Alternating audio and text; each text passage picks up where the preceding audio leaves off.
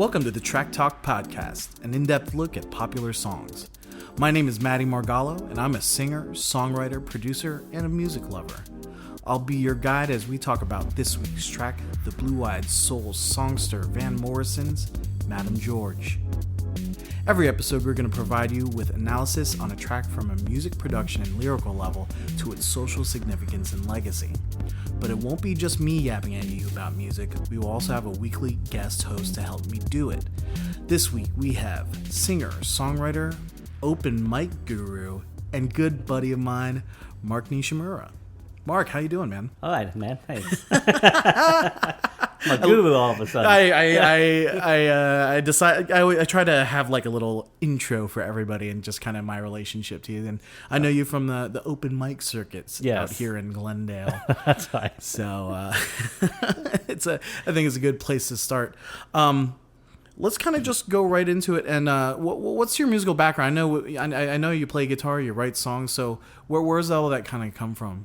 Actually, that's a good question because I don't think it came from anything that I grew up with. Really? None of my parents were none of my relatives were musicians. I got sort of music lessons from a neighbor, but that was like years ago. And then what had happened is I had a theater company. And a friend of mine who was the sound designer, he played guitar. He knew I played a little bit of guitar, and so we just got it kind of going with that. And then he was the one who said, "Well, you should start writing songs." And so that's how I did. Cool. Yeah. What I really got interested, what I really wanted to do, was be a Delta blues guitarist. I actually started learning that before I started actually doing songwriting. Gotcha. I mean, you're quite good on guitar, so I could see where you come from on that. Tell me more about the theater company. I know you've mentioned it before in previous conversations. But. Yeah, I had my brother and I, Jeff, and we started a theater company in San Francisco. I can't remember exactly what year it was. And we just decided to write or produce plays that were fascinating to us. Gotcha. So it was really these kind of these obscure, kind of sometimes surreal works, and we did that for like 5 years. Wow. Yeah. Is that company still around in San Francisco? No. After 5 years, we burned out. And that's the funny. After 5 years, we burned out, and I decided, I think I'm just going to focus on music, and that's actually where it all started. Gotcha. When I was just doing that. Interesting. Were you an actor too? Were you doing a little bit of that? No, actually, all I was doing, I wanted to be a writer. That's the one thing. Gotcha. I wanted to be a writer, but I was horrible at short stories. Okay. I was kind of terrible at poems. Okay. But I was pretty good at plays. Okay, so you found your medium for it. Exactly, yeah. And then I think I was good at plays solely because you're writing for somebody else. Right. It's when you're a singer-songwriter, it's your voice. Yeah, right? Exactly, yeah. But when you're writing for someone else, especially in a play or a musical type situation, you're imagining another character's voice. Unless it's this kind of like surreal thing of like you are the character Exactly. and that's that whole thing. But have you done any musical stuff? We did one. I think the last play we did was a musical of it was a jazz musical. We had a friend who was did jazz, and so we started writing these works for him. That's cool. That was the last thing we did. We're going to talk a little more because I've told you before, that's something I'm interested in. Yeah. Is getting in, exactly. Maybe kind of starting out with like a musical, probably like a one act kind of thing and kind of see where it goes from there. Mm-hmm. And I don't even know if it'll be a stage thing. It might be just like this kind of script, or maybe we'll do like a short film or something on it. But definitely put some music together and like do it. Because like the musical is so a thing now, like, especially with the popularity of like Hamilton and just like the last year, musicals have been kind of revived in this new kind of setting where musicals used to be kind of just like old kind of Broadway type numbers, where now it's kind of like a message. Exactly, yeah. A social message. Yeah. So it's really exciting. And I think Hamilton's going to be in San Francisco this coming year. I think so, and going to be down here in LA. So I want to check it out, but I hear those tickets are... just like in New York. Real hard to get. So unless you're a cast member of Hamilton, nobody's going to say that. Yeah, exactly. So, So with the music you've written so far, I've heard a lot of these songs through the open mics. Is that stuff that you've kind of recorded and put on a record, or what have you done with that music? Mostly I just recorded it, self-recorded it, and then I put a CD out of it. But now they're just hard to find because I just stopped doing it. I just got lazy, I guess. There's so many different like online places that stuff can live digitally forever if you really want it to. Yeah. Of course, I started recording before that actually happened. So let's think about it. Cassette tape in a hard drive. I don't think it's going to drive so long. There's an adapter out there There somewhere. probably Right? is. I wouldn't doubt that. Sean will help us find an adapter for it, right, Sean? So you told me that that the last time you really got into writing some new material was probably about almost a year ago, something like that. So what's been going on since then? Have you been kind of thinking about writing a bunch of new stuff? Because you could just play. I feel like you know like a million songs, so you just play anything. So it's like, why really write any new material? I think nowadays it's like something has to inspire me to actually do something or write something. Right. And so far, maybe I tried out. I've been going back. You know what I mean? Well, Sometimes you were picking up some old. You mentioned some old stuff and kind of revamping. That's what I've been doing lately. Maybe that's kind of the next level of it is kind of revisit. And I always feel that songs are just like the sketches where you can just keep reworking, even if it's in a recorded phase. Yeah. You can still come back and re-record it or remix. Exactly. I guess that's the kind of thing. What decided? What made you decide to go with Madam George, that Van Morrison song? Well, I guess the one thing I like. Well, I always liked him. Just his recordings alone. I always just thought they were kind of. He's an interesting artist because he can write a pop song like they can pull out of his ass, basically. Right? He's that good, and yet he can also write something that is more meditative. It's what definitely Madam George is. Madam George ends up being kind of a very kind of like artistic voyage. A 10-minute artistic voyage in the middle of this record, Astral Weeks. Right. And it's definitely got that kind of the meditative kind of thing. It's almost kind of like he's like this droning kind of mode where he's just kind of spitting out lyric, but it's kind of making sense. It's pretty wild stuff. Yeah. It is kind of, to me, the music itself, especially with the way they recorded it, in that track alone, it sounds like Pacanel's Canon. You know, has that feel to it where it swells and builds and it comes down. It actually has that same feel to it. I mean, for me, I know Van Morrison as in Brown Eyed Girl, probably his most popular song. Moon Dance, right? Crazy Love is his original. I feel like I've heard a Willie Nelson version of that. That's Crazy Love is another one. That's more kind of his records. But when I listened to, you told me about this and I was like, cool, I'd love to do it. I do like some of the Van Morrison stuff, but I had never heard of this record. I'd never heard of the song. And I kind of looking into it, I'm reading that it's like an album that's changed rock and roll forever. And it's like, I haven't heard of it. Like, What happens? Is that a thing of just like, is that a generational thing, or is that just like it just kind of falls through the cracks? We were even comparing it. It came out at the same time as Pet Sounds, Sgt. Pepper's. It feels like it's in that same realm of that. And it does feel like, I don't know, it felt like for me it got lost because, I know those records like front to back. And it's weird to not know this one, which it's not like at the end of his career thing because he's still active, right? Yeah, Is he exactly. still playing? And it comes in between, you mentioned it came between the record for Brown Eyed Girl. And Moon Dance. So it's not like he disappeared and came back. No. Like, he had this available. Exactly. I think the only thing is that they couldn't figure out how to market it. Because it's not rock and roll at all. It's weirdly not rock and roll. It's not even, you can say it's jazz, but it's not really jazz. It's not even jazz. It's like art rock. Exactly. I guess. Exactly. Kinda. It's in that folk something. Yeah, folk. Yeah. Something. Hyphen, fusion, this. Yeah, it's some out there stuff. I'll tell you what though, man.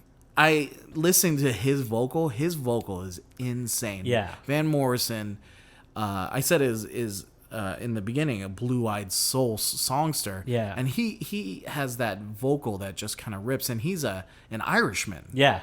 Which is barely Irish. Yeah. Which is not something you would think of when you listen to an Irish musician, but man, he just lays it out. And you don't really hear any of the Irish accent, too. Not really, no. In fact, well, I've seen interviews of him, and he mumbles and is kind of really shy, so he mumbles and But when he sings, someone said, "Well, he sounds like one of the gospel singers," which is what he's doing. He's actually doing like a gospel. It absolutely sounds like gospel. Yeah, it's really incredible. Yeah.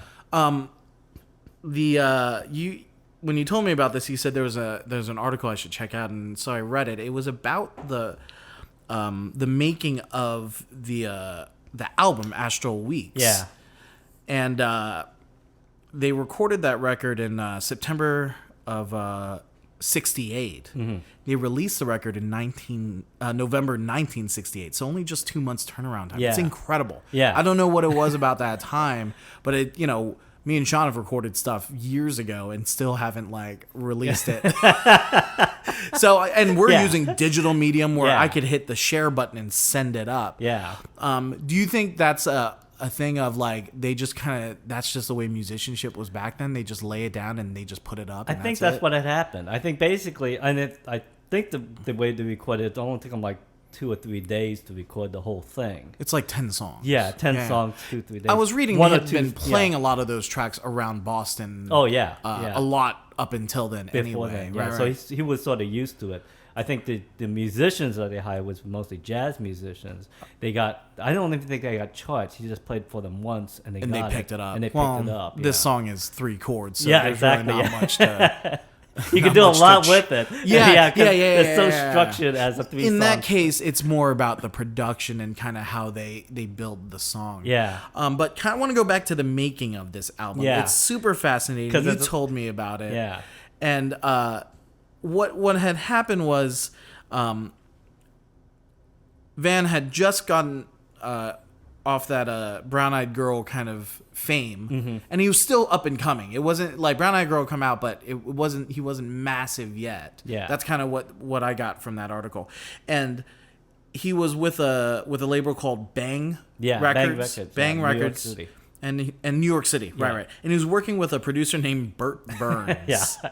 Who was actually pretty famous because he did a lot of musicians. What I had here, he worked on Twist and Shout. Yeah. And then Them's Here Come the Night. Mm-hmm. So he had been involved in music at a very high level. And in the article, they described him as reeking of Pall Malls, cheap cologne, and hit records.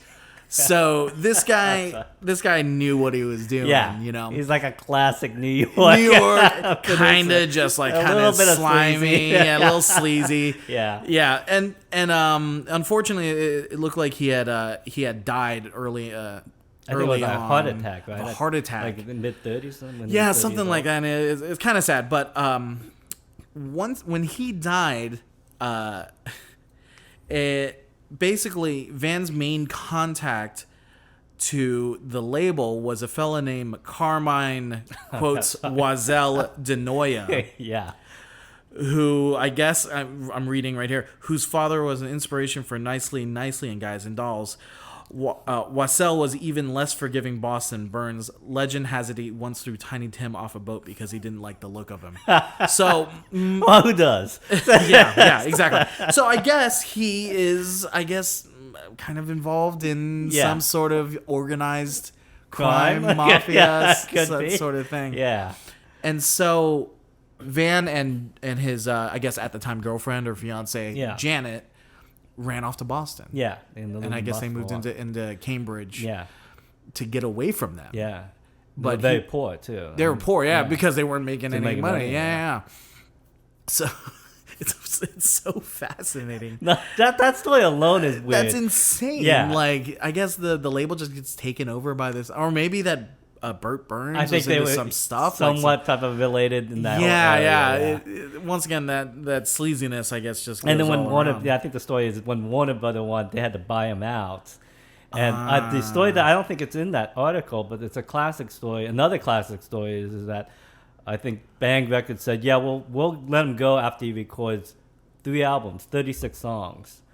and then you can have them. Okay. That's what they tell the Warner Brothers executives, and they tell Van this, and Van Morrison goes into a recording studio for a whole day and records 36 really short songs to get out of it. just to get the hell out of it, and he does it. Punches out 36 songs, gives it to them. They're really crappy, but he gives it to them, and he leaves, and that's it. Yeah. This reminds me of something that just happened recently. Are you familiar with Frank Ocean? Oh yeah, he's an R&B singer, and he just put out 2 separate works, a visual album with, I guess that was under the Def Jam label, and then he also put out another record, Blonde, which was actually under a different name when it was under Def Jam, but changed it because once he did that visual album, that was under the Def Jam label, and that'd be the last thing contractually he had to do.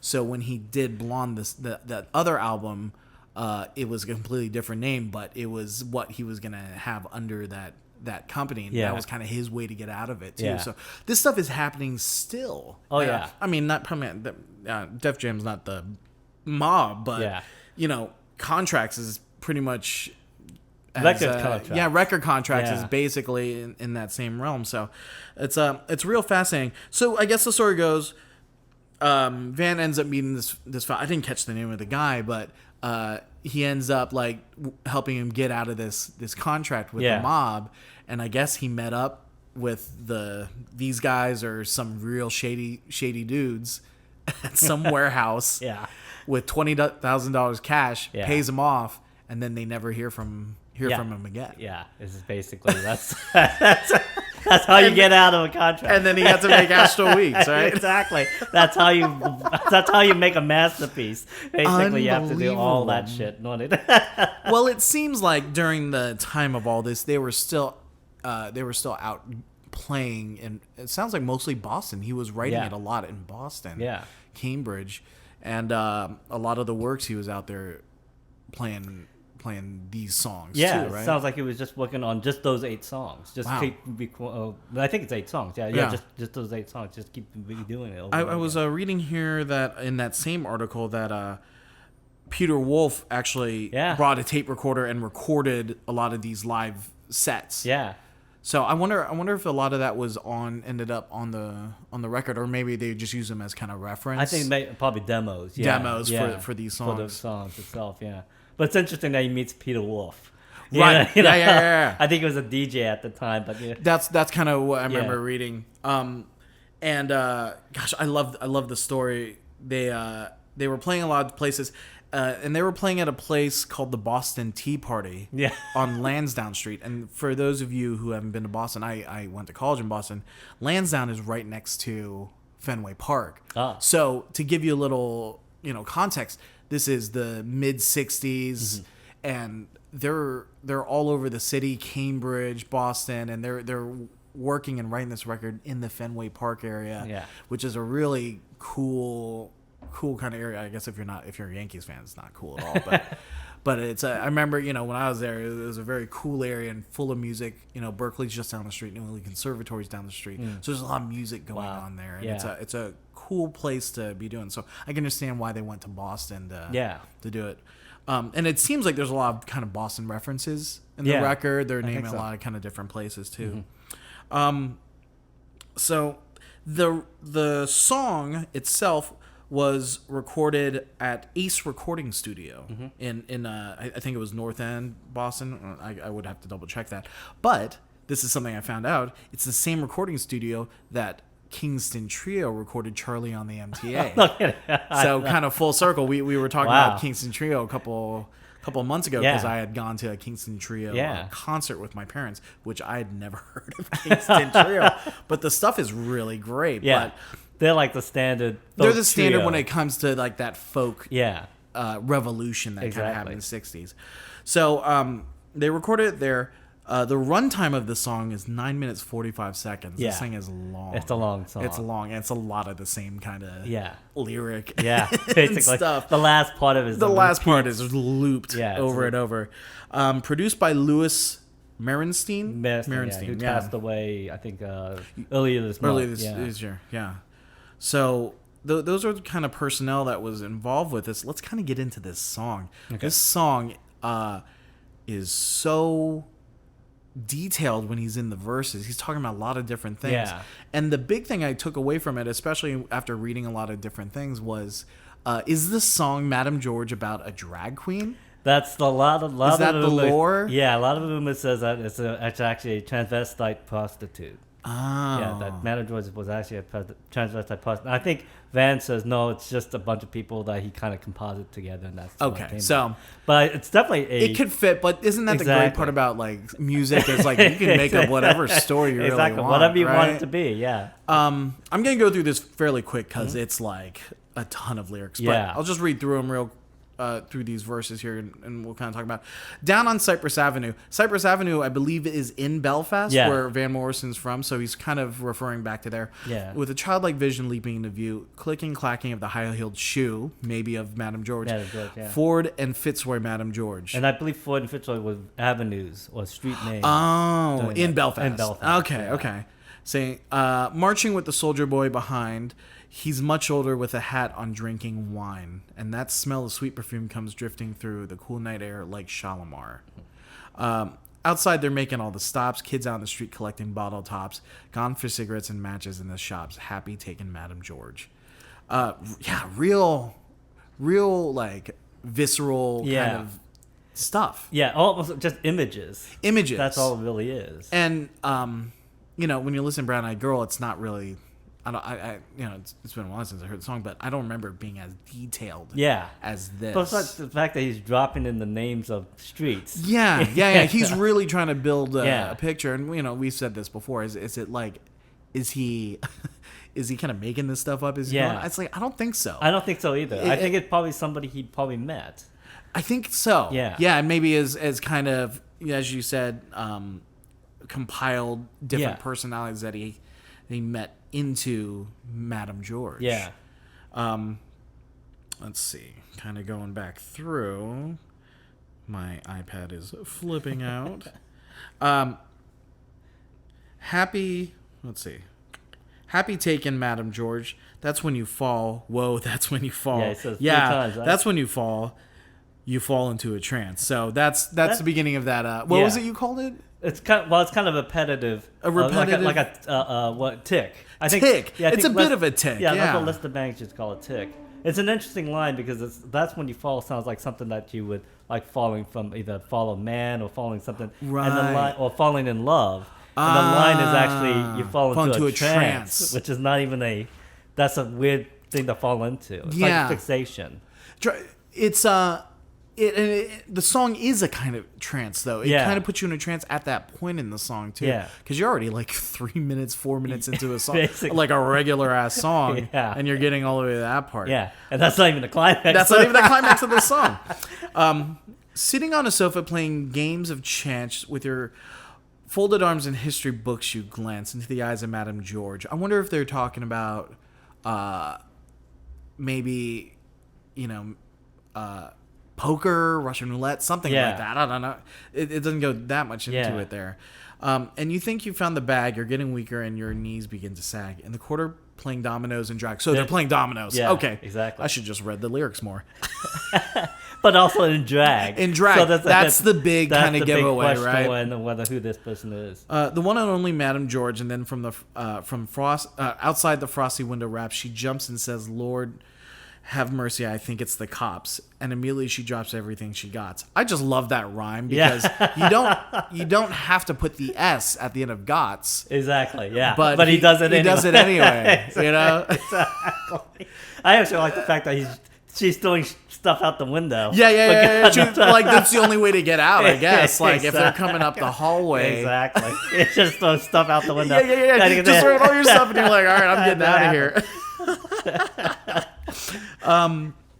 Down in the street below, and then and you got to go on that train from Dublin up to Sandy Row. So more that kind of reference to Ireland. Yeah. Throwing pennies at the bridge down below, and rain, hail, sleet, and snow. Say goodbye to Madame George. Dry your eye for Madame George. Wonder why for Madame George. Yeah. As you leave, the room is filled with music, laughing music, dancing music all around the room. So there's that tick kind of repeating again. Yeah.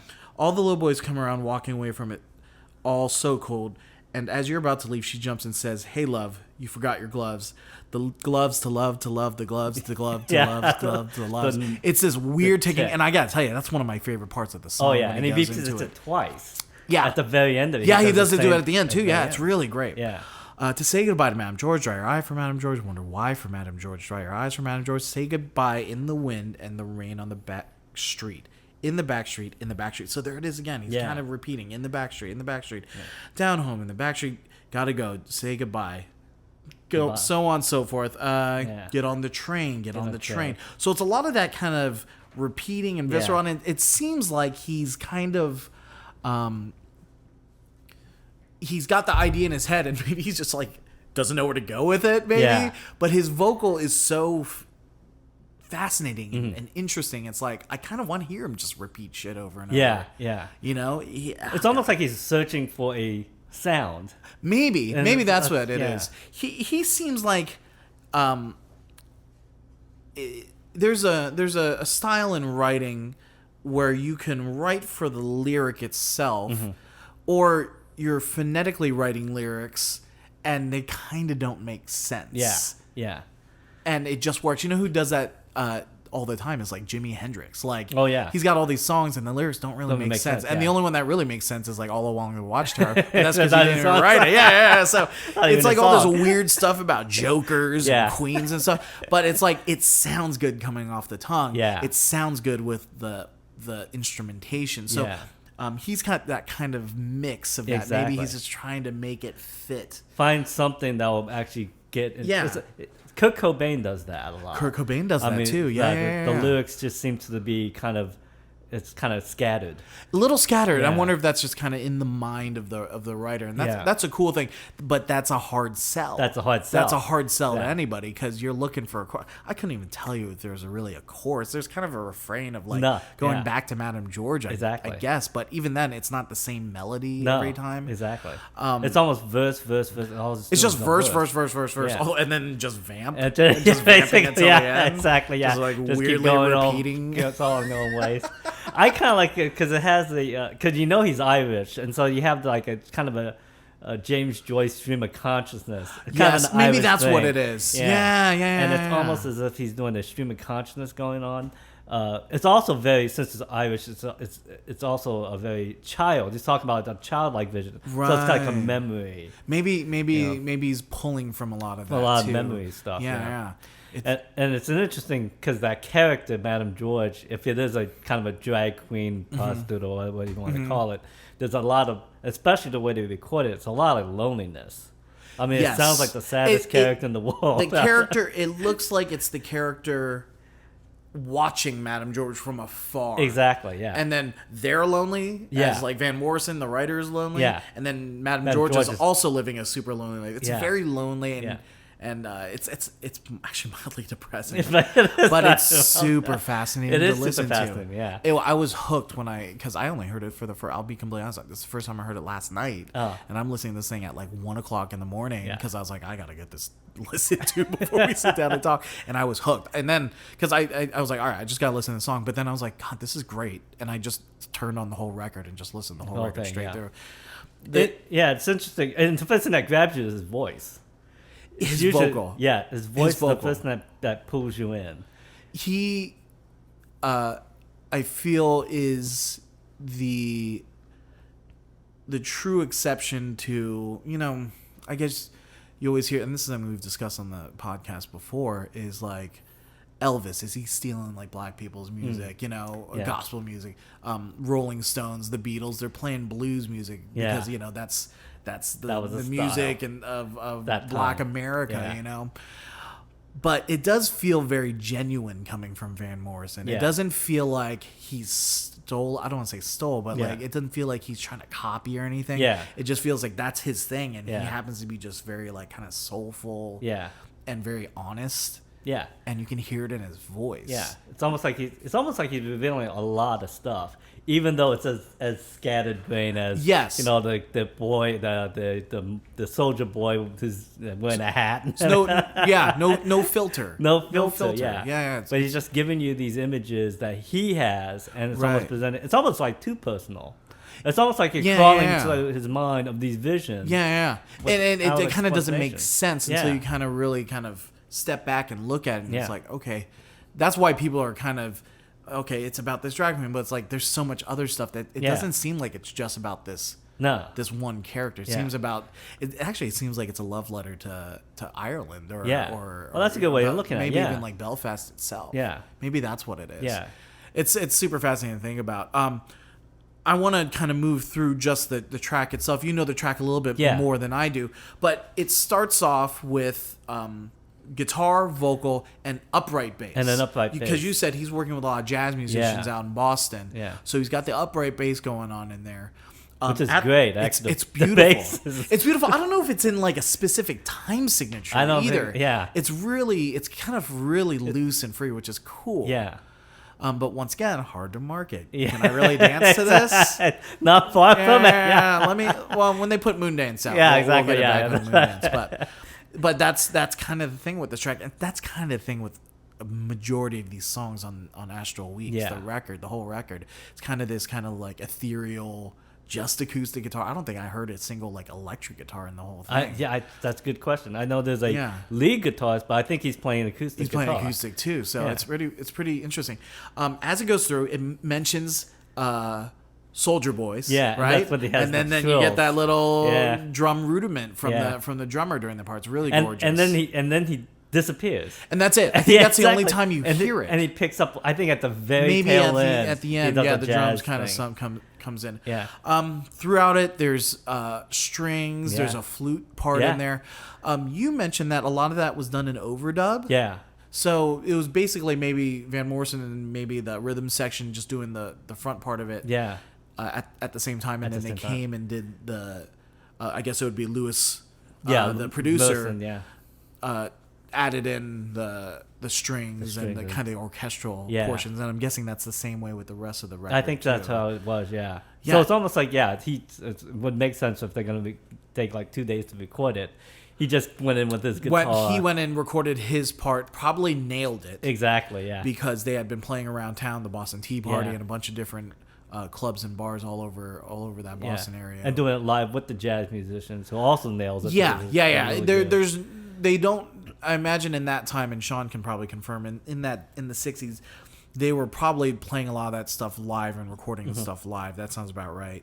And then overdubbing after the fact, and they're limited on how many tracks they can overdub as well. So they managed to make that a very full sounding record with a limited time, which is unbelievable.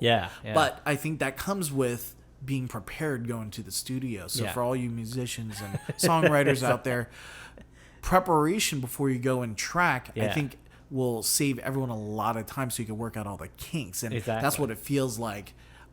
They must have did it if they recorded this in just a couple days time. So. I don't know any musicians that do that in a recording studio anymore.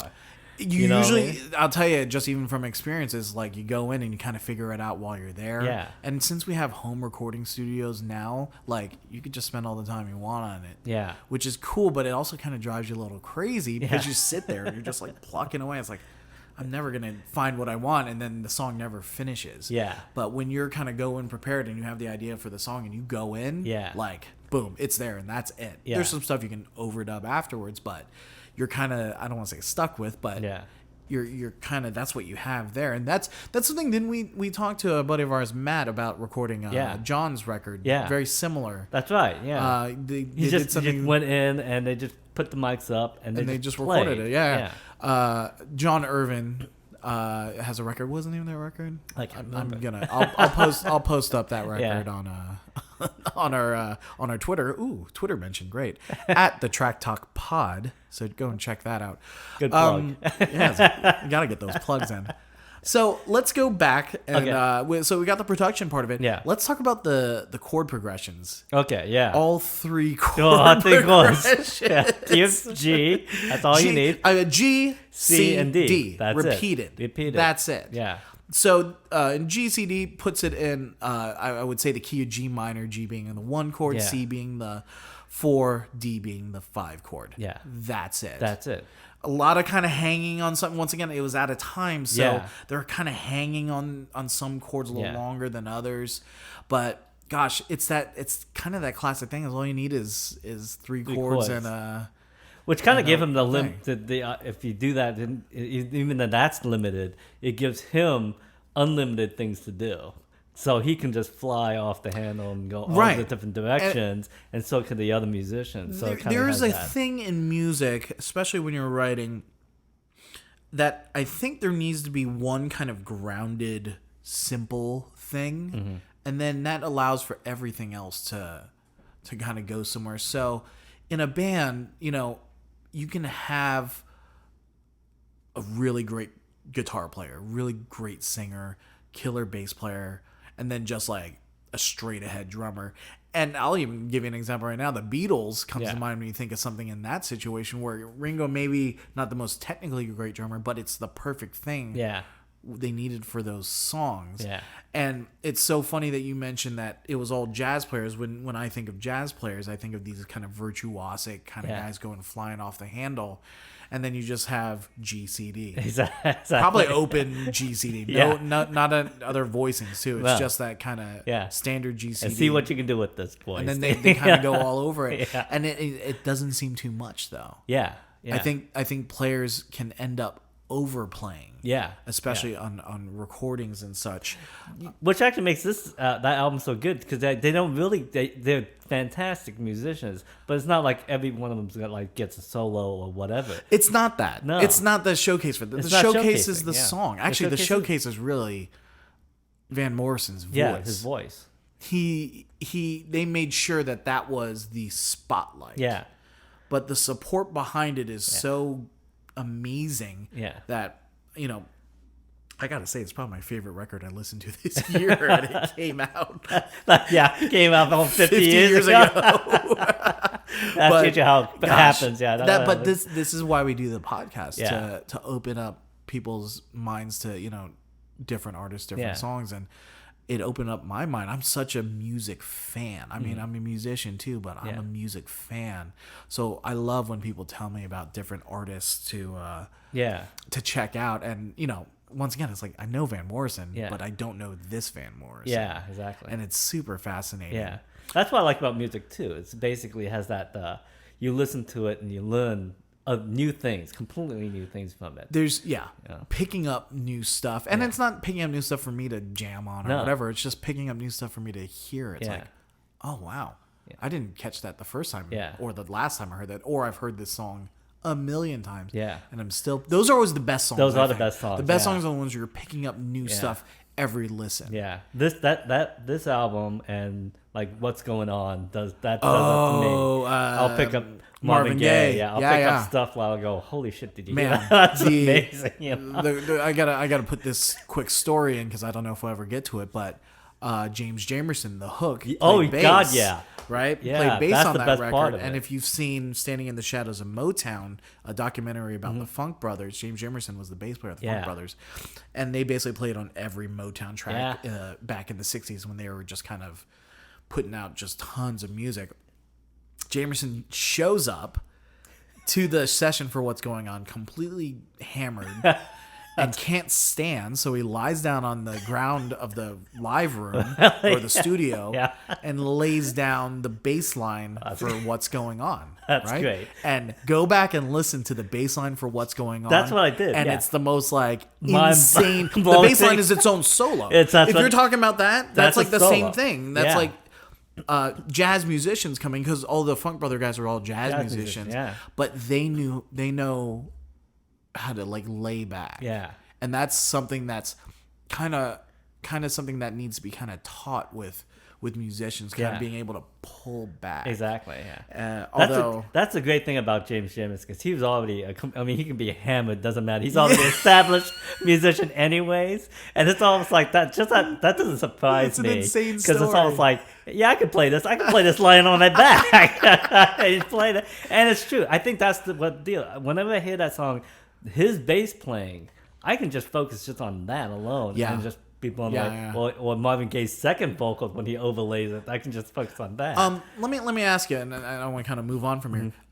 Listening to tracks, and specifically even these tracks from Van Morrison's record, Astral Weeks, when you're listening to songs, how much are you hearing as far as instruments? I'll tell you. I'll tell you what I mean. Okay. I feel like it can only like concentrate on maybe one or two things at a time. Yeah. Right. Like a vocal part, or like kind of how the vocal sits on the guitar part, but I'm not catching every part of the guitar. Yeah. Is that kind of how you hear it too? Yeah, that's how I hear it too. It's basically I like the first thing I tell you. The first thing that attracts you is his voice. His voice, because it's doing something weird, and then I think the lyrics is the second thing that comes. Right. And then the overlaying of the other stuff, like the guitar or the bass. I think it's Richard Davis is the bass player. Yeah. That bass is amazing. It's incredible on there too. On that album. Yeah, it's just like, I guess the ear can only really focus on just a couple things in there, but when these guys are producing these records, and once again specifically this, they learn to prioritize parts. Yeah. And it sounds like in this case they're like, the most important thing on this record and on this song specifically is Van Morrison's vocal. Yeah. And it's very upfront. Yeah. And then everything else is supportive. Yeah. People make other choices in different types of music too, and that's kind of what it is, and that's why mixing is such a true art. Producing is a total art. Yeah. Of trying to figure out what is the most important point in this song for you as a listener to hear. Yeah. And I think they do a great job on that. Oh yeah, yeah. It's really lovely. Yeah. I could one last thing the reason why I picked his song is because he is kind of like a fearless artist, right? Especially the vocal part. That makes me as a musician would think, oh well, if that you can do that. Then the sky's the limit. Yes. So basically, you can do anything. You can do anything. Yeah. So it kind of gives you that fearlessness to do it. Try it. He is incredibly fearless. Yeah. On those vocals, and like I said, I feel like a lot of those are kind of one take or a couple take, not really chopped up or anything. He just kind of went straight through on it. Exactly. It's pretty incredible. Yeah. Let's go a little bit just into the legacy of this particular song. I was looking it up. Rock and Roll Hall of Fame listed this as the number 467 on their top 500 songs that shaped rock and roll. Another thing I saw on there was Van Morrison was a big influence for Bruce Springsteen. Yeah. And I don't know if that and Elvis Costello. I didn't know that. I guess that kind of fits. Springsteen's got kind of that same kind of thing, but just from like New Jersey. Yeah, exactly. Far from Ireland. Right. Yeah, it's far from Ireland, but he's got his own kind of place to write about, which he's definitely written about. Yeah. How does this song live on for you, and then how do you see it living on for future generations? Like I said, I hadn't heard of this song until you mentioned it to me. So, where does it fit for you, and kind of how down the road? Well, I think it fits for me as a personal. It's more personal, because it's almost like if it's about loneliness, well, we all felt that. Sure. And I think that's the feeling of that desperation or regret or loss, and that's what you get out of that song. Legacy wise. I just the voice alone, I think it works as a, because it's like he's like Sam Cooke. Everybody tries to imitate him, but they fail. They can't quite get to it. Yeah, there's something about the way he sings that is unsingable for anybody else. And everybody tries it, but at least they try it. And I think songwriting wise, it's probably one of the most personal albums I've ever heard. Yes, that's what it seems like. Yeah, I mean, John Lennon's first album, I think, also is personal. John Lennon plus own a band, I think, was just about as personal. But it's one of those albums, at least that song, which is kind of weird because you mentioned Jeff Buckley recorded it. Right. Marianne Faithfull, I think, recorded it. Yeah, Marianne Faithfull. Let's get into this. Yeah. The Jeff Buckley version is insane. It's insane. He's an insane human. He's an insane person, and God bless him. He only gave us so much music, and that's super tragic. But this particular recording is incredible because he's playing. I don't know if he's playing. I'm guessing he's playing it, but he's playing an accordion, and that's the only thing you hear. And his vocal to this, which I don't want to say he's better than Van Morrison, but he can match up to the kind of vocal fireworks. Is that kind of the best way to call it? That's probably the best way to put it. That Van Morrison has, and it's incredible. Yeah. So find that version by Jeff Buckley. And then on the other side is Marianne Faithfull. Yeah. I found this. This particular recording has more of a backbeat and seems a little bit more consistent on the tempo. They were very like focused on, let's make this more kind of, I don't want to say listenable, but it's kind of more listenable. Yeah. If you're kind of just an average music listener, you know, for guys like us, we're like, okay, it's cool, it's kind of artsy, but for kind of a layman, it might be a little hard to digest. Madame George, the Van Morrison version. I'm sure the Jeff Buckley version would be a little bit difficult to digest. This makes it a little bit more formed. Is that kind of what you feel with that version? That's what I feel about that one too. Yeah, and she does have the voice just like Buckley or Morrison, so she's almost playing it straight. Maybe not even trying to like take the risk of going off. It does make the lyric a little bit easier to hear as well. Yeah.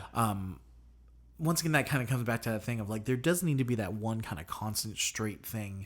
In every kind of music situation that kind of binds it together, and I think that's kind of what they did with that particular record. Covers are always so interesting. I really enjoy when other musicians cover. And I like it when they when it's not even like paint by numbers. They're actually doing it completely. They completely change it up, and they did these two in particular are the ones I found online that really kind of caught my eye because it was already crazy enough to hear the Van Morrison version, and then to hear these other versions, it's like, oh, okay, so you can totally switch a song like this up and still get the same feel of what they're trying to say in the song.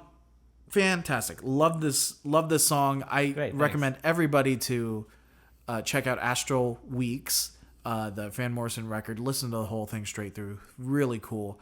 Madame George, excellent song, excellent pick. I appreciate it. Mark, final words on Madame George. What do you think? I think basically, I mean, for a song that was written close to 50 years ago, it still is kind of a timeless. Yes. It has no, I mean, it's kind of fixated in the 60s, but it just seems like it's time, only because you can't really pinpoint it down. It has its own little vibe to it. I feel like Van Morrison could have released this year, and people would still be like, wow, this is really great. Exactly. It's just something relevant. It feels like it. Yeah, it's something that you've never heard of since or then. Even now, you've never heard anything like this. I gotta say, this particular song it captured me right from the top. Van's voice, we said it a million times already, his voice is incredible. Yeah. The song itself, structure-wise, is insane. Yeah. The arrangement is insane. The chords are super simple. It's like it's a whole meld of all these crazy things, but man, they nailed it. Yeah. And the story behind it with being involved with the mob and gangsters, all of it is just so perfect, and it makes total sense why this is just a fascinating song to talk about. So thank you for bringing that. Thank you so much. Now let's take a moment. We're gonna get Mark on the guitar, and we're gonna have him play a song for us. Sure. So Mark, take it away. Okay.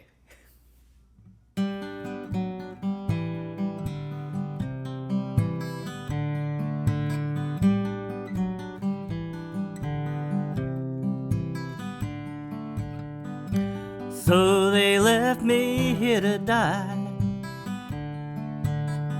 My weary heart like a well ran dry, and for the time when passing by way down below,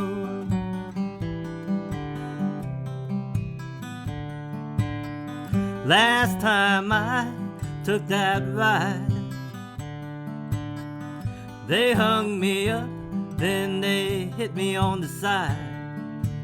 And I looked up and the clouds opened wide, and now I know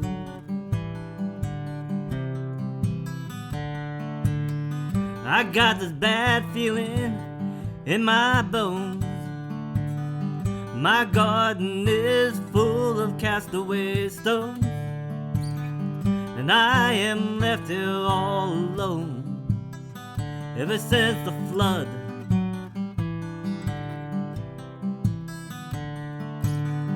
And I got my back against the wall. I wait night and day for your call.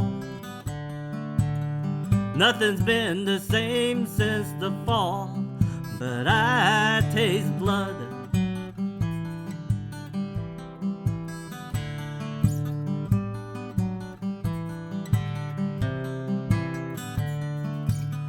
I must keep myself awake.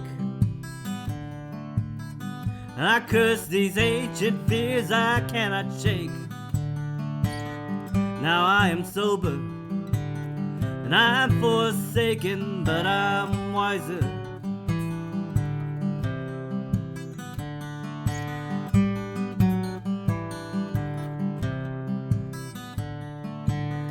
I drop my pistol to the floor. I lose these chains and I open up the door.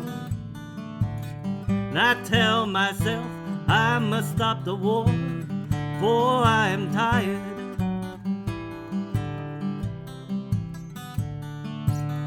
Now's the time to tell my tale, that every footprint vanished in the trail, and every goddamn plan had failed. Each and every night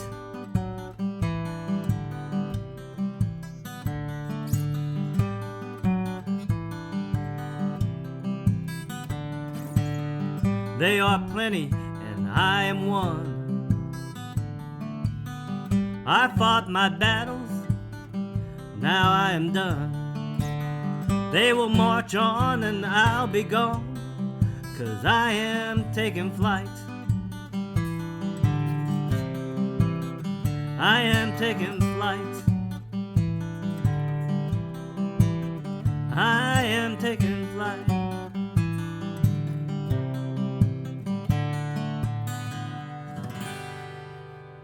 Yeah, all right. Like I said. All right. Let's go ahead and wrap up here. Mark. Yes. I know you. I know your CD is not in production anymore, so maybe we'll hear some music from you in the future. Yeah. But tell us a little bit more about the open mic. Yeah, the open mic is at Pierre Garden, which is on, I keep forgetting the address, but I know the exact corner is Maryland and Wilson in Glendale, California. Perfect. It's right at the corner there. We do it every Thursday start at 7, sign up 7. We start around 7:30, 8 o'clock, and we keep going until everyone gets to play. Everybody gets it's to a play, cool spot where everybody does get to play. Yeah. You know, you go to some open mics and like they just run out of space. Yeah. But Mark's been doing this for the last year, and Close to a year, yeah. I think it's been it seems like a success, especially lately. Yeah, you've had a it's lot starting of to pick people up. coming in, and it's been really good. And the talent level is Oh, yeah. out of this world. That's the good thing about LA. So you can find talent Yes. everywhere. Yeah. I should plug it that this is for both music and comedy, and Yes, that's right. Also poetry. Some people don't. Yeah, a lot of people coming in for comedy, which is super cool. It's kind of refreshing. We go to a couple of other open mics, and it's just kind of music, which is cool. Yeah. But it's like, how many acoustic guitar singer-songwriters can I really hear? Yeah. How many times do I have to hear about somebody's breakup? Yeah, exactly. That's open mic. I think that's open mic, yeah. But yours does seem like a healthy split between music and comedy. Yeah, So yeah. it's a real fun time. Come out. You'll get to see Mark play because he plays. He plays with Rachel, who helps run. Rachel Diamond. And what's her name? Rachel Diamond. Rachel Diamond. Rachel is an insane singer. Yeah. Have to see her play. Have to come and see her play. She's really great. And you might see me there. I drop in. Oh, yeah. I've been dropping in more lately too. So maybe I'll do comedy next time. I feel like you do it, I'll do it. I'll feel like I'll get just eaten alive in there, because those guys are good. They are very good. Yeah. Some of them are incredibly polished. Some are, and if anything, a lot of them is once again fearless. Yeah, They'll try a lot of different stuff. Even musicians will start that. Yeah, and sometimes it works, sometimes it doesn't. You know what? But that's open mic, and I love that because no one's paying for open mic. So because a lot of people go to open mic and they like put everything on the line, and they think it's like this huge. It's like it's not. No. Because no one's paying to see you. Exactly. Yeah. There's no agent out there watching you doing this. No. Yeah. It's me getting drunk at the bar and watching you play your songs. Yeah.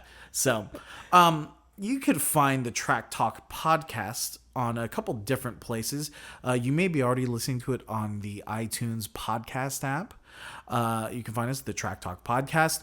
On Facebook, you could search us, The Track Talk Podcast. YouTube, The Track Talk Podcast. And SoundCloud, The Track Talk Podcast. So you can find us all there. And if you want to reach out, suggest some songs, maybe even add a little bit more info regarding the songs we've talked about in today with Madam George and our past songs, send us a tweet on Twitter at The Track Talk Pod.